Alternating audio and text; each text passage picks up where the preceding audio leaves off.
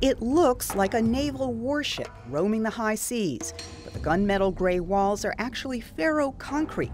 Scores of buildings rise from every corner of this impossibly jammed piece of real estate. Ruins of a teeming community built right in the middle of the ocean on top of a coal mine. Now 74, Tomoji Kobata was among the 5,000 souls crammed onto just 15 acres.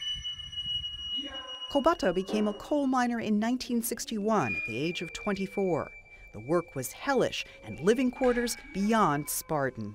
4 of us bunked here since there wasn't room, and I was the youngest. I had to sleep in the closet. And yet, Kobata was shocked to find not Appalachia, but relative affluence. The hive-like community hummed along in a coal boom and a surprising spirit of cooperation. Hashima had everything: schools, daycare, a post office, a movie theater, pawn shop, bars, and even a brothel. The only thing missing was a funeral home and a cemetery.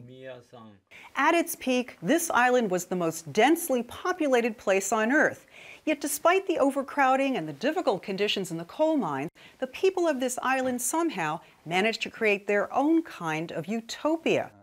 Canadian native and Nagasaki historian Brian Burke-Gaffney says Hashima's astonishing degree of harmony was rooted in its common sense of purpose. It shows a successful example of people not under duress, people of their own free will living under these very tight conditions, but eking out a happy lifestyle. Hashima had a jail, but crime was all but unheard of. Doors were left unlocked, neighbors looked after one another. But after 80 years, the coal boom went bust. When the Hashima mine closed in 1974, it took just 3 months for residents to clear out, many rich enough to leave their appliances and belongings behind.